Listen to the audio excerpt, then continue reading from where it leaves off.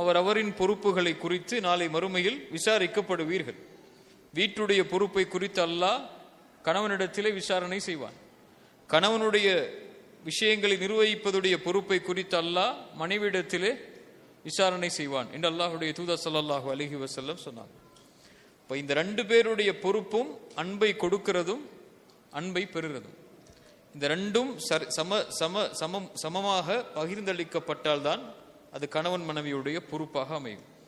ரெண்டு பேர்ல நான் அன்பை எதிர்பார்க்கக்கூடியவனா மட்டும் இருந்து அன்பை கொடுக்கக்கூடியவனா இல்லைன்னா என் பொறுப்பும் மறுமையில விசாரிக்கப்படும். இது அல்லாஹ்வால் ஏற்படுத்தப்பட்ட உறவு, அது அல்லாஹ்வால் உருவாக்கப்பட்ட உறவு. அது அந்த உறவில் ஏதாவது பிழை ஏற்பட்டாலோ ஏதாவது குறைவு ஏற்பட்டாலோ இருவரிடத்திலும் அல்லாஹ் அதை குறித்து இந்த உலகத்தில் மனிதர்கள் நம்மளை சுற்றி இருக்கிறவங்க, நம்ம பெற்றோர்கள், நம்முடைய உறவுகள் விசாரிக்கிறாங்களோ இல்லையோ, அல்லாஹ் இந்த உறவில் நிம்மதியும் மன நிம்மதியும் பெறுவது